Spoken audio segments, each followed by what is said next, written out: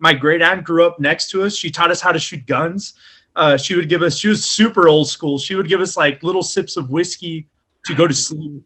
That's like how it all started, huh? 4 years old, and she's giving us like a little bit, like, I think I blame my alcoholism on that. How old were you? I'm just kidding. Yeah, that's how it started, bro. Here you go, Ricky. Just a little bit of whiskey. Screw NyQuil. I know. Just woke up, Tia. Why are you giving me? It's go to sleep. You don't want you talking. It's 3 p.m. Tia. Hey, welcome back to Too Hard, Too Fast, the podcast with strong opinions about things that we may or may not know too much about. In order to broaden perspectives, today's guest, we have Ricky Razo. Ricky Razo. Hey, you prefer Ricardo or Ricky? Just call me Ricky. That's fine. Well. Let me talk. He wants me to be all Mexican. Yeah, you're betraying the raza, bro. Yeah, you're not raza, you're razo. Go on, George. Ricky is a brewmaster, and I think you can tell that from his beard. I think it's a prerequisite if you're going to be a brewmaster, right? We're going to learn about what he's brewing. Yeah. If you can smell what Ricky is brewing. I hope it's coffee. I can smell what Worm's brewing in here. Shoot. Right here, baby. But with that said, let's sit back, buckle up, and let's go. Too hard, too fast. Boom. Welcome back. Welcome to Too Hard, Too Fast. Too hard, too fast. Too hard, too fast. Too hard, too fast. Welcome to Too Hard, Too Fast. Hey, welcome to Too Hard, Too Fast, where I'm here with Roman, my cousin, and George, and we're drinking beer, and I love beer. I know, that was fucking terrible. I don't know how to do, dude. I'm like the podcast of the century. Right. Hey, thanks for being on, Ricky. We'll talk to you later. We have one question we ask everybody, but before that, here in Too Hard, Too Fast, we like to ask the hard-hitting questions. And so what I want to know, what do you do first when you're going to take a shower? Do you turn on the water or do you get undressed? Oh shit! I never even thought about that. I turn on the water first. Yeah, I turn on the water first, and then I get undressed. Fair enough. So 73% out of our Instagram followers will agree with you. They turn on the water first. I like these stats. I know, right? It's on. I got them on the. If you follow us on the Instagrams, you can be part of these polls. I was really surprised about how many people said they get undressed first. So they're just standing there naked, waiting for the water to get warmed up or whatever. That's what I do. I get naked first. Well, because we all know what to do. Because I try not to waste water. You guys are not. You guys don't conserve water. It's got to heat up anyways first. I stick my feet in, so it's cleaning my feet, and I hack the coal, dude. I'm just. You know what? You know what I like to do in the shower? Let me tell you. I like to drink a beer while in the shower. What do you have in there? Let me. Oh yeah. Anyways, go on, George. We're getting into it. Do we want Ricky to tell us first what he's drinking? Ricky. Well, we. That's my important question. What are you drinking? So right now I'm drinking a Santa Fe 7K IPA. Very good beer. Cranks in at 7%. I think it's made with El Dorado and Citra hops. From tasting it, I'm not sure, but it's super tropical and fruity. Pretty good stuff. Nice and hoppy. So you're not getting high on your own supply? No, I'm not. No, and I got limited supply right now, so I buy my own beer. I always wonder, how many brewmasters do not drink their own stuff and drink other people's stuff. I've always wondered that. Because I think for me, if I was a brewmaster, I would just drink my own stuff. Right? Yeah. That's the right way to go or not. Yeah, no, I will drink my own stuff too. But it's just we're so close to opening. I need to stock up on a lot of liquid because I have a small system. So probably if I had a bigger system, I would get a couple of pints. Nice. It's exactly what Worm says on Saturday nights. Hell Small yeah. systems. If I had a bigger system, if Hey, you know you're what at your brewery. You're at your brewery right now, right? Yes, I'm here right now. Yeah, nice, bro. You don't even have a pint with you? Yeah, I do right here. Oh, damn, that looks good, dude. I'm telling you, it's at 7K, man. It's beautiful. It's a Damn, good what's the looking alcohol beer. content? 7%. 7%. Cranks in at 7. Damn, Yeah, that's a too hard, too fast beer. Yeah. yeah. All right, but let's take it back to that Santa Fe. What would you rate it? I would probably do a 1.6 or 1.6.5. Is that good? Oh, 1.6.5. 1 point? No. I'm sorry. Damn. I know. You know what 7% does to you? 1.65. 1.65. Yeah, 1.65. It's a pretty good beer. I mean, and it's not available just anywhere. You'll find it in a couple of corner stores, but it's pretty good. And then the fact that it's 7%, it's so easy drinking. Like you already saw me, I'm kind of I just said 1.7.5 or whatever I said. And it'll get you there. You know, you drink a 6-pack, you gotta get a ride home for sure. All right, Worm, what are you drinking? All right. Well, first, hey, Ricky, I want to take off my mask, bro. But you know how COVID is, bro. There's a digital COVID now, some crap like that, bro. You're healthy, right? You're not sick. No, I'm not sick. All right, then. I'm gonna take off my mask then, okay? All right. Oh, my bad. Dude, this COVID can transmit anywhere, bro. All right. So I got this beer, bro, because it reminded me of you, bro. It's weed. Nah, Oh my god. It's a Deschutes, right? It's made. Deschutes. Deschutes. Don't correct me. Deschutes, all right. It's brewed in Oregon, right? So nice. 6.5 alcohol content. I really like the design. It's nice.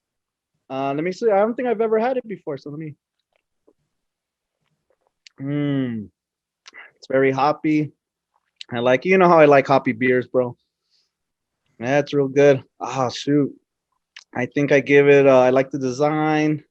It was $1.99 for one can, bro. Because I haven't tried it before, so I'll just buy the individual one. I think I give it a 1.69. Ooh, that's pretty good. 6.9 reminds me of Ricky, so. What was the alcohol content? 6.5. 6.5. What's the name of the actual beer? Because Deschutes the brewing company. Oh, okay. It's Fresh Haze IPA. Fresh Haze. Ooh. Fresh Haze. Oh, okay. Oh yeah, I've had that one. I've never had it. Sounds good. I love Deschutes. Hey, so let me hey Ricky, I can mention Blazing Tree, right? Yeah, of course. Oh, boom, bro. All right.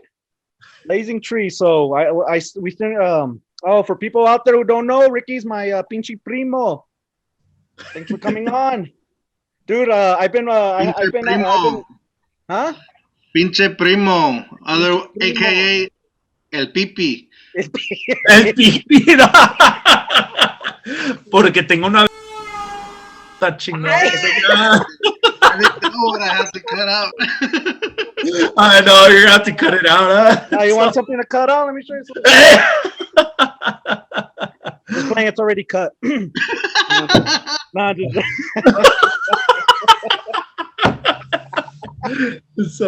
It says in the Bible, all right? Moses did it. So it's all good.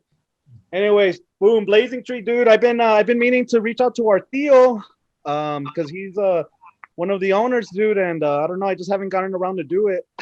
I would have thought I would have interviewed him way before you, and now here we are. Oh man, I think he would be so down. Yeah, I think so. Well, so I did a whole review on the peanut butter beer, dude, and George, he looked at because you know how it has like it looks real good, man, and George wants to try it, so I need to take him some. Yeah, you need to try it, man. I keep forgetting to reach out to our Theo. So, but now that you're on, I feel like now I think he'll he'll be even more open to do it. So Yeah. so it's all I good. just think you're gonna wrap it tight and just send me a whole growler. Oh, yeah. Right. Hey, but very quick. So Ricky used to be a bartender there, right? He would always give tours, dude. I loved Ricky's tours around the brewery. And I guess this reminded, because he would even show people what they brew with and everything. And he would even pass around the seeds or whatever and say, "I smell it. And he'd be, he's like, it's the cousin of weed. Pre-COVID, by the way, pre-COVID. Pre-COVID, yeah, pre-COVID. Yeah, you have to say that. I know, right? Because then they'd be like, I don't want to go to this brewery. It's like- No, but I would just love that he would tell people this is the cousin of weed. So it could kind of get you higher. I don't know. What, do you remember what you said? I don't remember during your tours, but badass tours. Yeah, they were pretty cool. That was there at Blazing Tree. So I managed that place for 3 years. And You helped start that up, right? No. They had already started, but I was their opening day. Mm. So like my uncle, he asked me, "Hey, you have some bartending experience?" I was like, "Yeah." He's all, "I'm starting a brewery. Can you help us bartend?" I said, "Yeah." So I went and I started bartending and everything, and yeah, at the end I moved up the ranks there. So it was pretty cool, man. And breweries are very different than bars. Right, like I think it creates it's a different environment. It's you attract a different crowd for sure. So like people are interested in that, right? Because a lot of people are like, I don't care what's in it. I just want to get drunk. Right. But like in breweries, like you give them a tour and you tell them, look, we make this, and You get the hipsters. yeah, all the hipsters and stuff, right? Like yourself, you're pretty hipster. Am I? Nah, I'm just kidding. Oh no, thank you. I mean, I wish. To me, that's a compliment, but I don't think I'm that hipsterish. No. If you think so, then thank you. I think that's why he said he was just kidding, because you're not that. Oh, because we have some cousins that are super hipster. Right, we have some cousins that are super hipster. Let me show you one of them right here. Boom. Yeah, like Diego's one of them. So that shirt bro, he's wearing. You think Oh, go for it. You think you could get him on here or what? Yeah, he would probably do it. He's down. Yeah. He's super down. Yeah, and especially you're the cousin that would always wrestle with him. You guys grew up pretty close. Naked. No.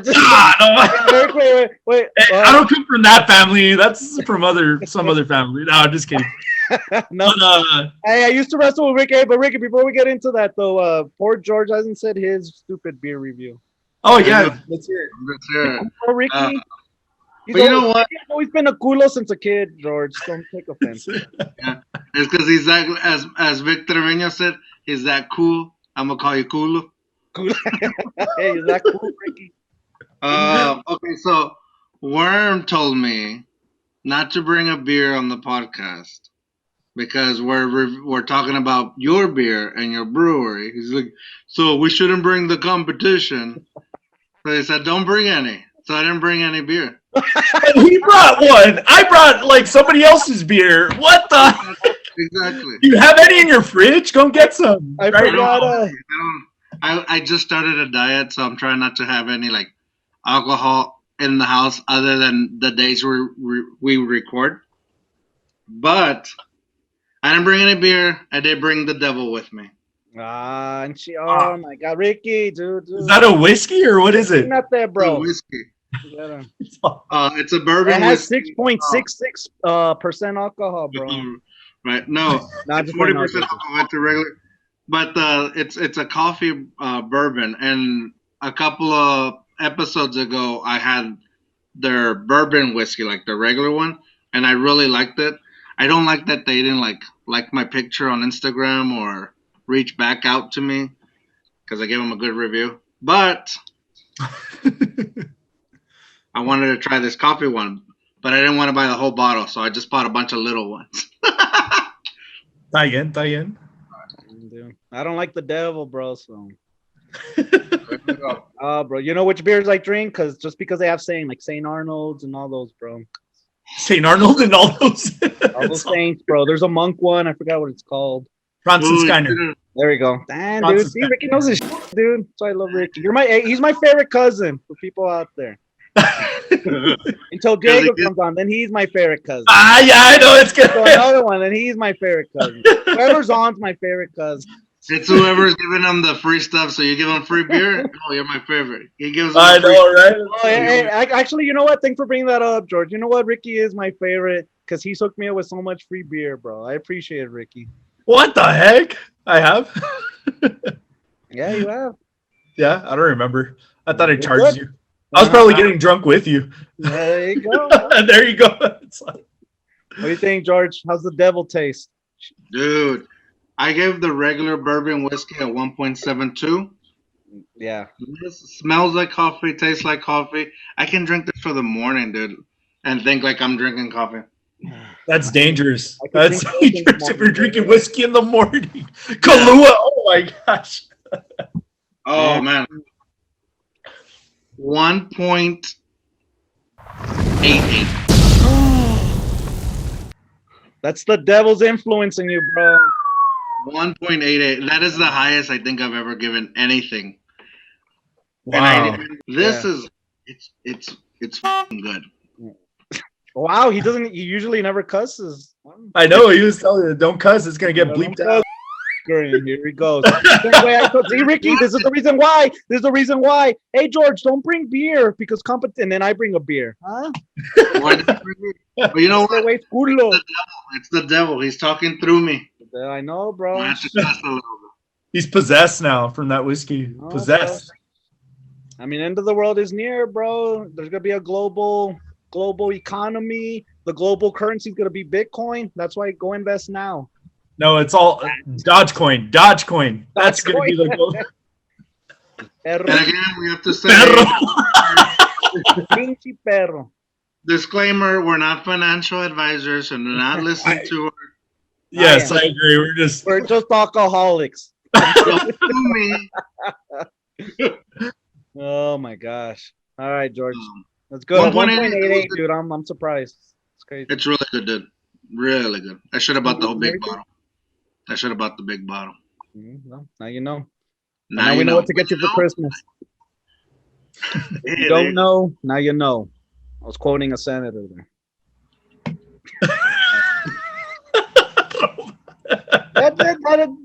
They did say that in Congress. Or the Senate House. I don't know. I don't remember. That sounded like a wrestling. Did I mention I'm an alcoholic? All right. All right. Ricky, let's get into your life, bro. So tell us about yourself, bro. Where were you born? Where were you raised? I tried looking you up on Wikipedia, dude. There's nothing on you, bro. As far as I'm concerned, you don't exist. So. But hey, we're making you don't exist on the internet. You don't exist, right? But now that you're gonna be on YouTube with us, bro, you all of a sudden exist, bro. So there you go. Yeah, right now this is where I make my scene, right? This is where Too Hard Too Fast gets canceled.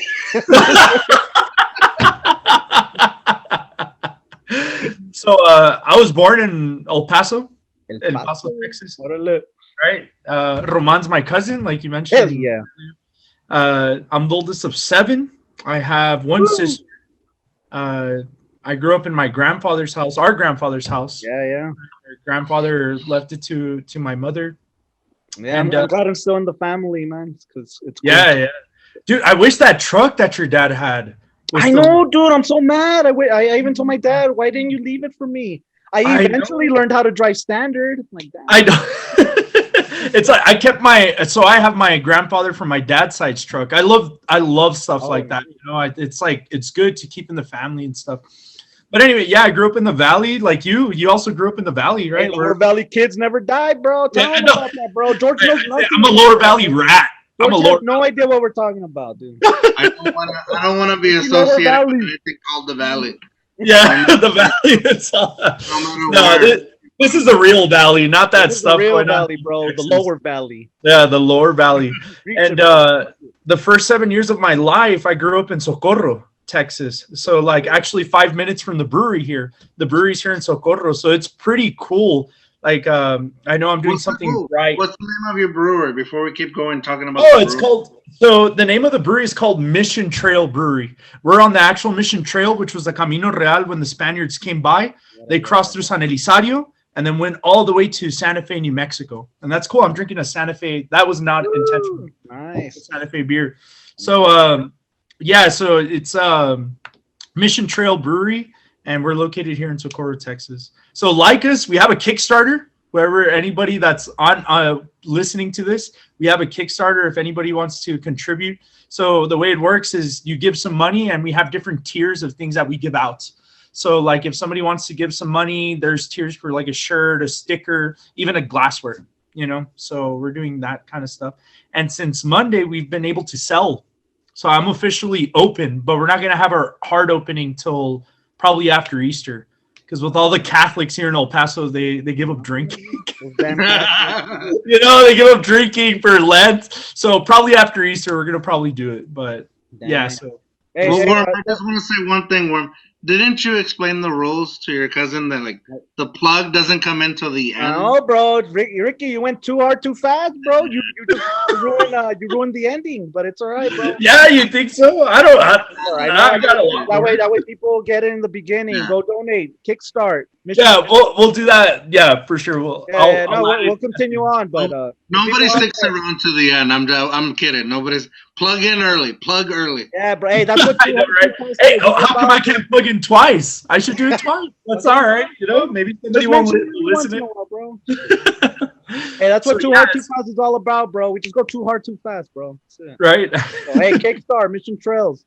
Back to your story. Sorry, how long is your Kickstarter lasting? So it lasts till the end of March, I believe, or no, the beginning of March. So it's almost up.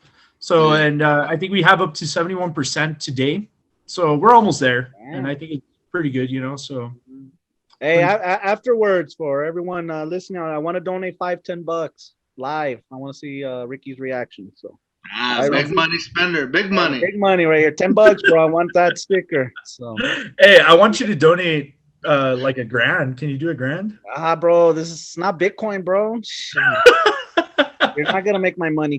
Worm saying that he's gonna donate $5 to $10 at the end is like him saying, "Oh, I threw $1, but the stripper didn't see me throw it, so I'm gonna pick it back up and throw it again." Hey, I donated $2. You know what I mean? Or like the bartenders, how they have the little jar. I put in $5, you know, so they see, and then when they turn around, I get it back. That way, next time I come, I put it in again. That way, they see, man, giving me $5. That's great. So, hey, you gotta be frugal. You won't make it in this world unless you're frugal, man. Yeah, bro, it's true. He's the kind of guy that folds the $1 to make it look like $2, and then waits right until the bartender's looking. Hey, I got you right here, bro. And then when he turns around, never mind. Next time. You remember me? I gave $2 last time, so I don't have enough for this time. I know, right?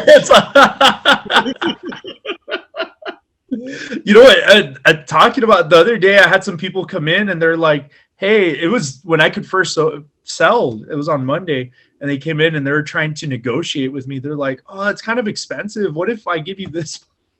It's like, what the heck? Like, there's people like that for sure. We're laughing about it, but for sure, there's people like that. So I don't think I remember. I wonder what would happen if I go to a bar and just try to tell them, "Nah, that's too much. I'll give you $5." Hey, lower the price, please. They're gonna tell you, like, you know what? You need to go to the bank, like, bring it by. Leave your wallet. That's what happened. So it was two guys, and one of them had to go to the bank and bring money, and like it was like, oh my gosh. I'm like, no, this is a price. They're trying to tell me. Oh man. But anyway, so that's crazy, bro. That's like going to Walmart and like, hey, I want to buy this, but it's too expensive. Like, I've done that too. I've done it. Yeah. But I've done it. You know when they have like things on display, I was like, hey, you guys have this motor on display. There's no more. Can you sell it to me for 50% off? He's all, let me talk to the manager. And they're like, oh, yeah, for 50% off, we'll give you the display. I was like, oh, all nice. right. Okay, oh, that's cool. Yeah, but I'm not there like a brand new thing, like in a box, like, here, give me this for, you know? Well, I've done that before, too. When George and I were roommates in college, I don't know if you knew that, Ricky, but I bought maybe it was after, no, yeah, it was in college. I bought a TV. And I got it for 50% off because at Best Buy, They just had it on display, bro, and they ran out too. And they're all, "We'll sell you this one for 50%." I'm like, "Hell yeah, bro!" Shit. Yeah. I mean, yeah, I'm not opposed against negotiating. I'm opposed, like, I guess trying to get a high tier product or something that's like brand new for, and for a small business, like for cheap, I guess. I don't know. That's what it was kind of just weird, like, no, I'll pay you this much for a pint. I'm like, dude, I put in a lot of work into that. Like, maybe if I poured it by accident, if it was a misport or something, yeah, you know what? But like, he's trying to negotiate. That's crazy, bro. Never heard that. Hey, bro, I want to get into more of your bartending stories, bro, but I want to go back to you growing up, bro, because we grew up together, bro. And I just want to say this in public, and I mean this sincerely, though. Ricky and his whole family, his parents, all his siblings, they helped me come to my faith. I don't know if you knew that, Ricky. You guys really helped me come to my faith, and I just love that you guys had a big family. I would go hang out with them all the time. I would run from my parents' house to their house. I would jog when I used to be in shape. George knew me when I was in shape too. They called me the Aztec worm, Azteca. You know what I mean? And I just became a fat piece of shit. Yeah, Roman one time he was doing push-ups, and then me and my brothers just playing around. I told you I come from a family of 7. We started sitting on him. He had At the time, there was 5, so he had 5 of us on top of him, and he was still going at it. We're like, man, this guy, like, it started off as a joke. He's like, no, I got it. Like, this guy. More. Yeah. More. I think now he can't even do it by himself. Just kidding. I'll do a clapping one, bro. You want me to do a clapping one? It's all the clapping push-ups. Yeah, I'll do a clapping push. You want me to do one? No, I believe you. Well, if you want to, for all your viewers, Yeah, nah. I don't need to prove. I want to. There's something to do, Ricky. It's it. But yeah, bro. You know what gets me pissed? So, I used to wrestle with Ricky and his other siblings and stuff, and one even became a Marine, and one's like a big ass dude, and I used to be able to kick all their ass at the same time, and now all of them could kick my ass. It pisses me off, dude. It's like, oh, dude. What happened to me? This is what happened to me. I know, beer, lots of beer. Like Roman also, he was a big influence on me. So I have a couple of cousins. Roman's older than me, by the way. By how many years? Like 3 years, right? More, bro. I'm 28. 28. 4 years. Yeah. 4 years. So like he had a big influence on us. Like he said, he would come and run and jog and come to like my parents' house and all this stuff. And then with church and the faith and everything. And then also the example, he said he went to college, he traveled, he did all these things. Like a very free man, somebody who thought for himself. Like really, you do think for yourself.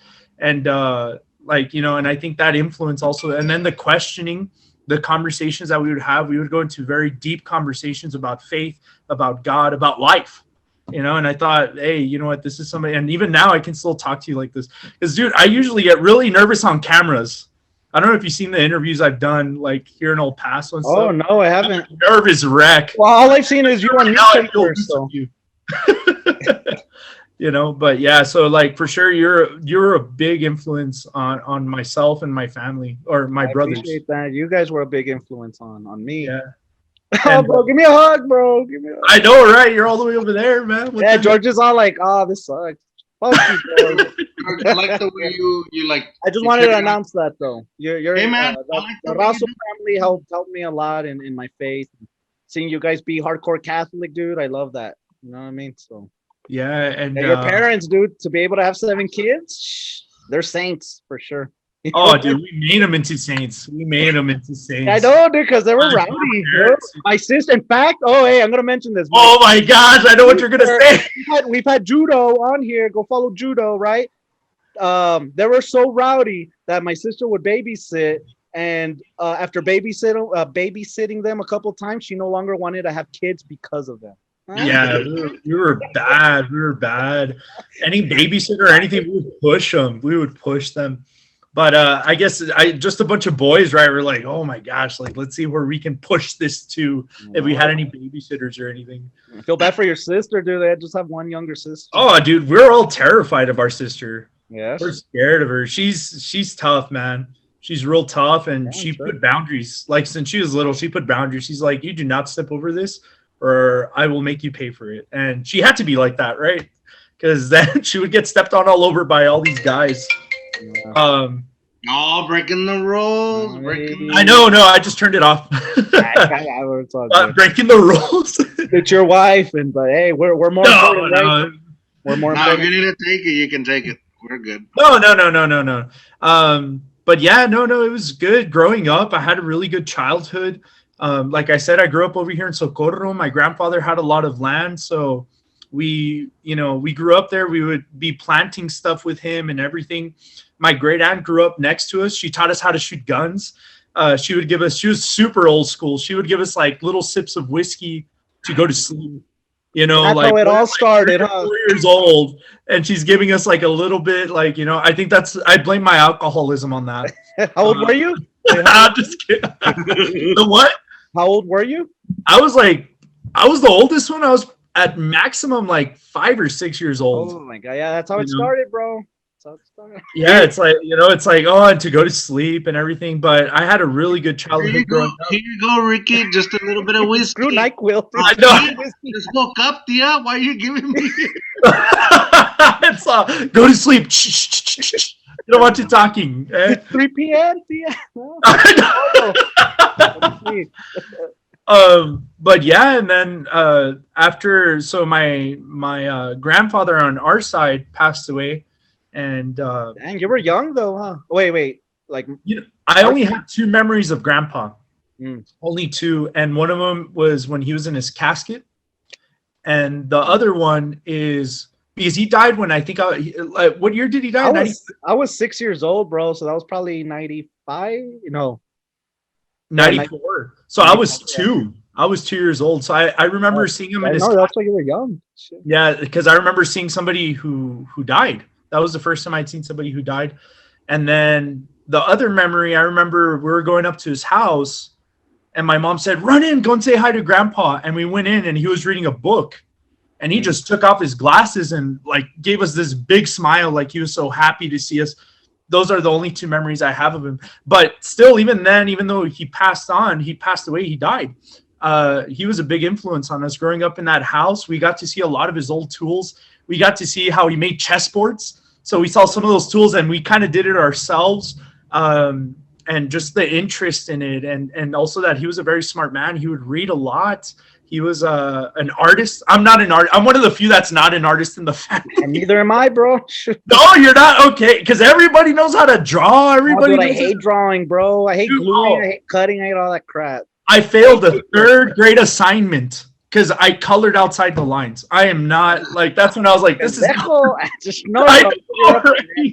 The teacher was like, you colored outside the lines. But a lot of our family, like the shirt that he's wearing is one of our cousins that's like really well known in El Paso, Diego Robot. The robot guy. Yeah, really good artist. All my siblings know how to draw and stuff. I gave George a robot one of him working out, dude. So yeah. Yeah, it's one of my favorite. That's awesome. That's cool, So it's like, but our grandfather was a big influence, I think, on all of us, even though I didn't meet him like as much as everybody else did, but he was a big influence on all of us, both of my grandfathers. Anyway, so going into like high school and the place that I'm from, you know what, like I grew up in a family where like my mom played music. So I started playing guitar. I started loving to play guitar. Our faith was a big thing. We go to church. Ricky was always the cantor, man. I loved it. I would just follow him. I would, bro. Yeah. I like when we would practice and stuff. And it was cool. That's right. You had a guitar too. Yeah, dude. See, you already forgot. Oh my gosh, dude. That was like, I was like, oh man. Yeah, like that's when I had my curly hair, bro. Yeah. So I like to sing. I liked history. I liked history a lot. I it was something that was really prominent, and I really loved. And then before, because you had mentioned chess, you guys make the chess pieces and everything. Oh yeah, this is me off too. Not only did I overpower them, I outsmarted the Razos. I used to beat them all in chess, and now they could all beat me. I would play Ricky. Eventually, he would beat me. And then one of your other brothers, bro, like I won't mention his name but dude, in like 5 moves, like what the hell? Dang, dude. Yeah, like Hey, bro, very quick. What do you think of the Queen's Gambit? Have you seen that on Netflix? yeah, I thought it was good, but they should have done one of Bobby Fischer. Bobby Fischer's a real life story. Yeah, I know, dude. The guy's so eccentric. He has like a story to make a movie. They've tried to make movies out of Pawn Sacrifice, Queen Sacrifice. They made a movie out of it, but it was okay. Like I sacrifice all my queens, dude. But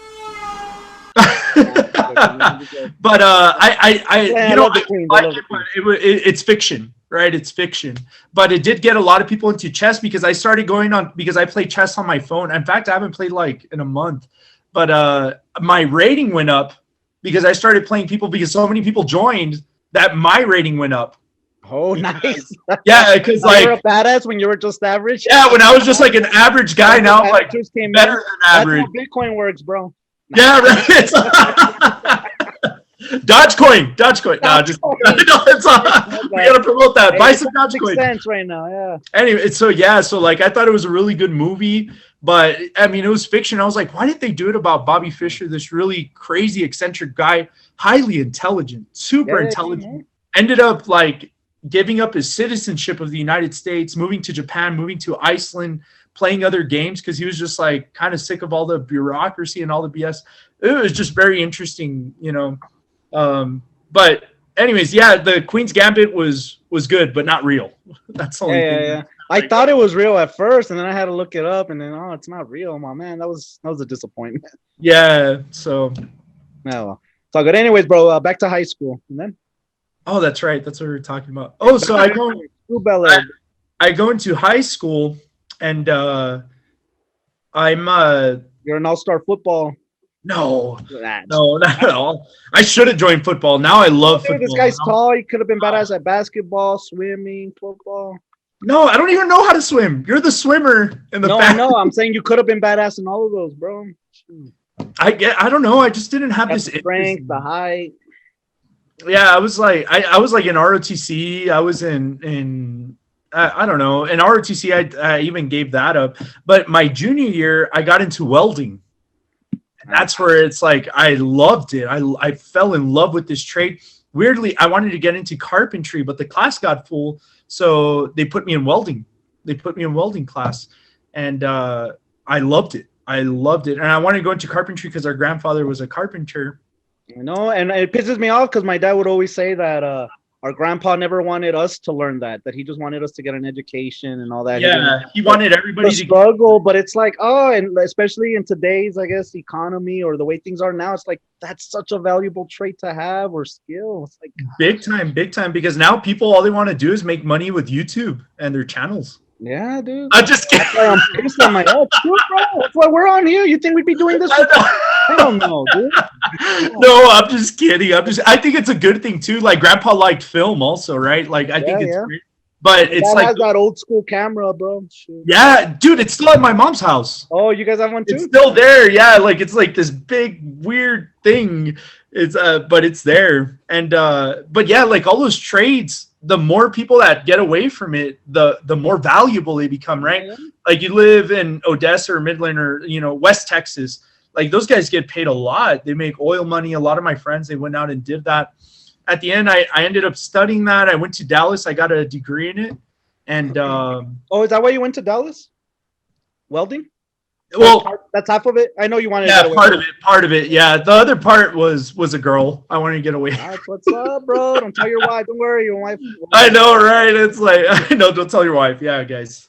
It's right here. You're taking? Yeah, I'm taking it. Yeah, it's Hey, Ricky was the last wedding I went to before COVID. It's crazy. Yeah, January 4th. Bro. Wait. Before I forget. So Ricky, I mean, well, no, you're not gonna get mad. So in December, because he got married in January 4th, 2020, or something like that. All right. So I started feeling sick a couple days before, and at first I had like a fever kind of, and then it kind of went away, and then I had body aches, then I had a cold, and I felt like crap for the whole week. I'm like, man, this is weird. Usually I'm just sick one or 2 days and it's done. And so Ricky's wedding was coming up. I'm like, damn it, dude, I wanted to get drunk. but I felt sick. And then they had an open bar. I'm like, damn, they had a nice hall. So I was so excited for it, but I felt like crap. So I still went to your wedding and everything, but dude, it was hard for me because I just felt like crap. I felt sick and everything, right? And then 3 months later, this whole thing called COVID comes out. So if you have these symptoms, you probably I'm all, I probably had COVID, and I still went to Ricky's wedding. I think a lot of if you probably kept in touch with everyone from your wedding. So if half of the people got sick, I'm sorry. That's my God, no, dude. I think a lot of people. Well, I don't think a lot of people told me they were sick, and they had symptoms of COVID, but we just didn't know about it. Like, I really do think most of the country has had COVID already, but they didn't know. They didn't know. And then when it started getting tracked, I think like in February or March. Then it was a big deal. But like at our wedding, my in-laws, you're not the first person to tell me. I've had like 15 people that told me we felt like terribly sick. One of my old employees, she was like, I'm here, I'm sick, but I couldn't miss this. And she's all there.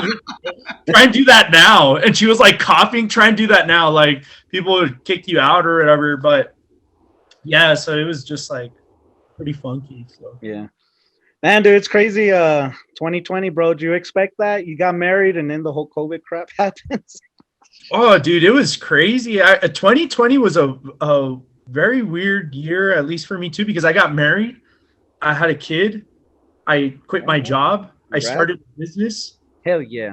Like, it's all this crazy stuff. Well, other people are like, they don't have a job. They lost loved ones and stuff. For me, it was still bad because it affected my industry directly, but it was good because I started a family. I got a house also. Like, when 2020 was your good year, bro. I don't know. I don't want to say it. It was great. Other people would be like, what the heck, but yeah, it was different for me for sure. My experience was different. Dang, bro. Well, before we get into that, go ahead. Well, maybe, never mind, because we might get into all that before or after. So now we just wanted. So you're in Dallas, dude. You were welding. How was your experience in Dallas when you were living over there, man? So that's when I was going to school. I couldn't find a job welding because welding's not flexible. Usually it's like an 8-hour job, 8 to 5, 9 to 6 kind of job, or 9 to 5 job or whatever.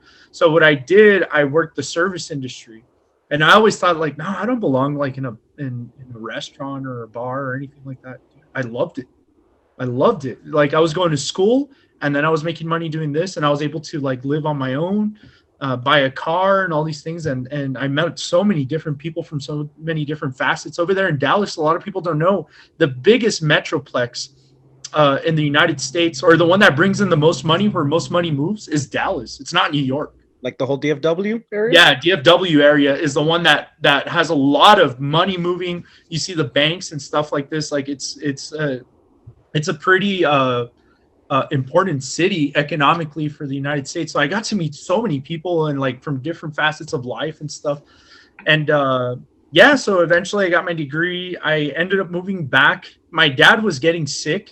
Thankfully he's good. He's still working, but he was getting sick and stuff. He's an older man. They're old enough to be my grandparents, my mom and my dad. Well, they are grandparents. So. Yeah, now they are. But like when we were growing up, I thought, because my mom had me at 37 and I'm her oldest son, and my dad at 40.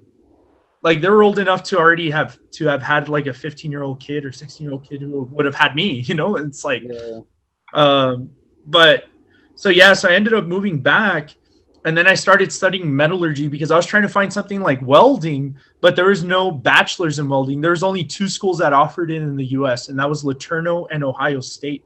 So I said, oh, you know what? I want to go back home. So the closest thing to welding that I figured was metallurgy, which there's a lot of metallurgy and welding, but not a lot of welding and metallurgy, right?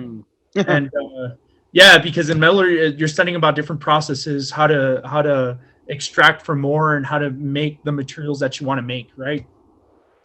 So anyway, so I was studying at UTEP and everything. I ended up being a junior, and that's when our Gus came and said, hey, I'm starting a brewery. I was like, oh, this is awesome. I had heard of breweries in Dallas. I had been to breweries in Dallas. Yeah, the Blazing Tree, right?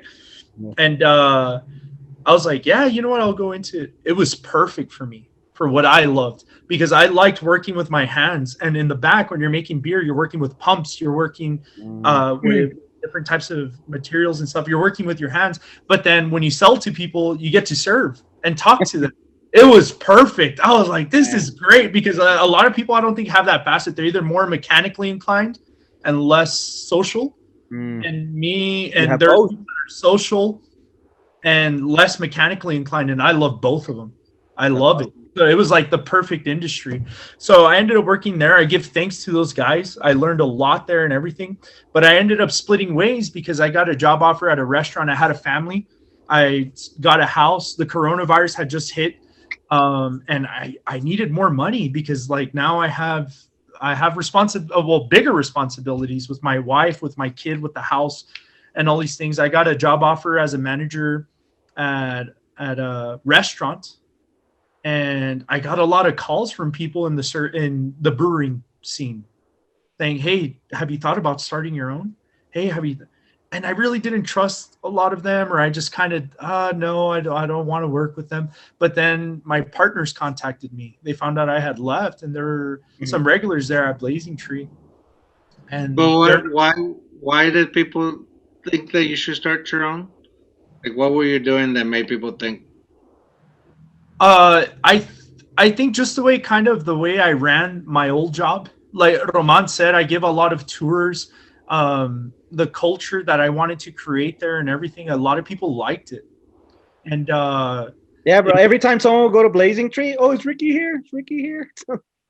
Yeah, Ricky was the go-to per for everything, man, giving a tour, and he was just so you kind of did you already know like the process of how beer is made, or did you learn? Yeah, I brewed straight, like almost even Monday through Sunday at Blazing Tree for about a year and a half. And then that's when I became a manager. So I brewed and then brewed and served.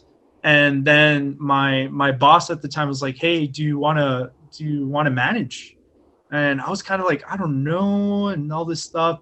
At the end, I ended up doing it. So that's where I learned the business aspect, right? The business aspect, because a lot of people, they know how to do something, right? They know how to brew, they know how to weld, they know how to whatever, be a psychologist. But to run a business, it's like a multifaceted thing. You have to think at a lot of different levels, right? So like if there's a problem in brewing, you have to know how to troubleshoot that. If there's a problem with a customer, you have to know how to troubleshoot that. You need to know accounting. You need to know numbers and what are your critical numbers and how to deal with people, because right, employees aren't easy to deal with.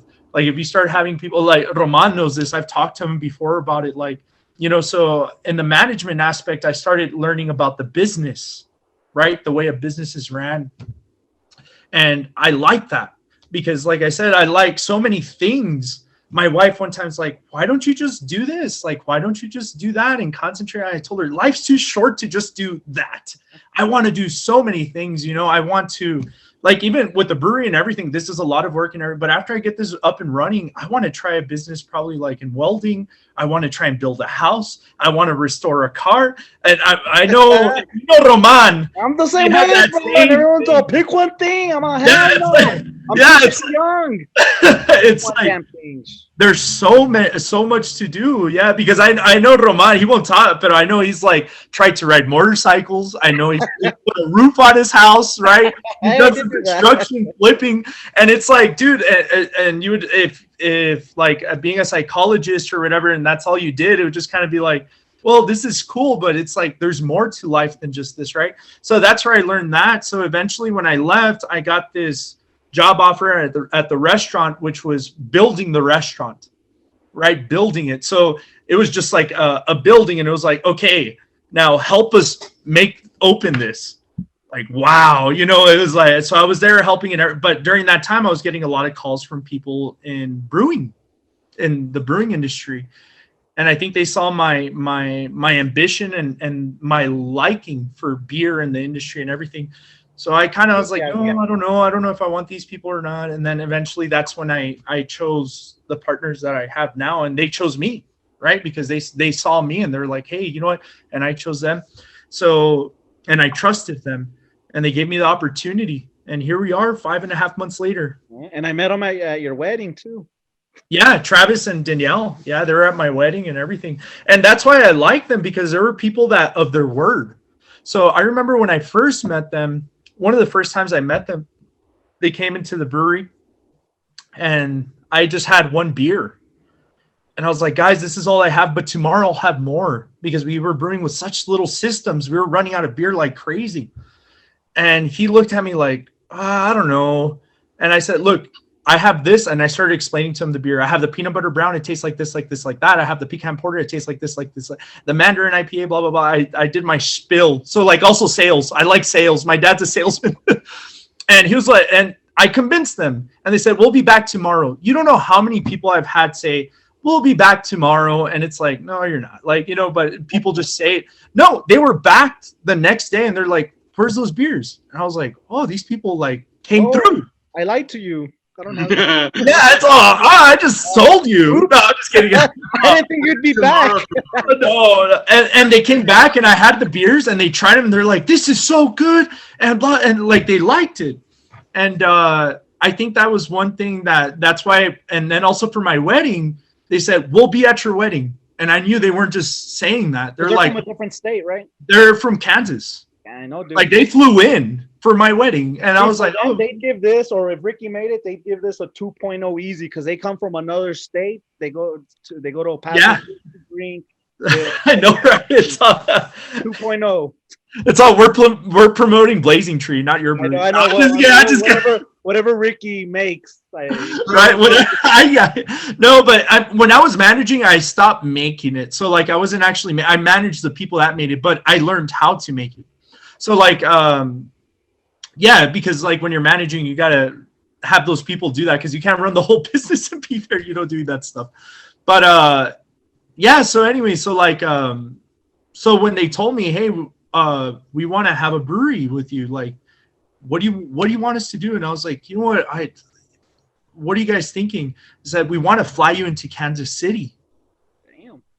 And I was like, oh, okay, well, we can, you know, whenever. And they're like, no, when can we buy you the ticket? We're going to buy it for you right now.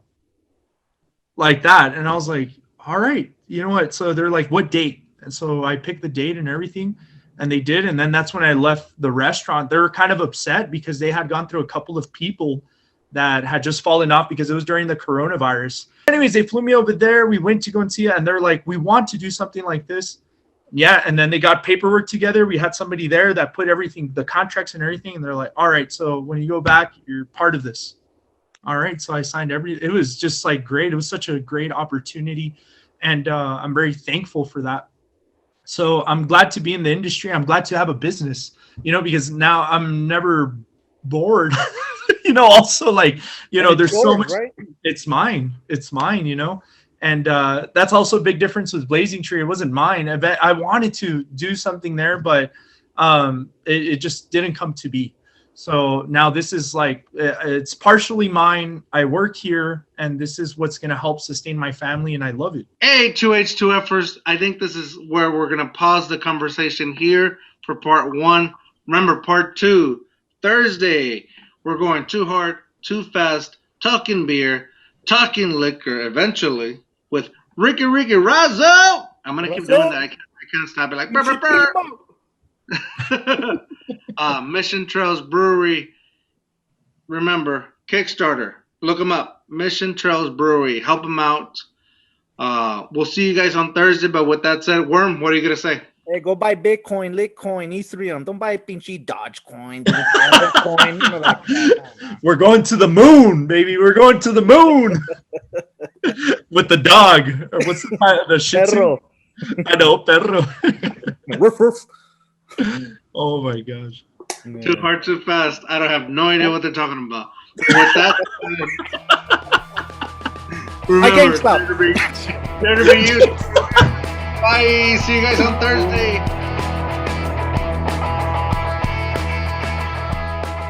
Está loco.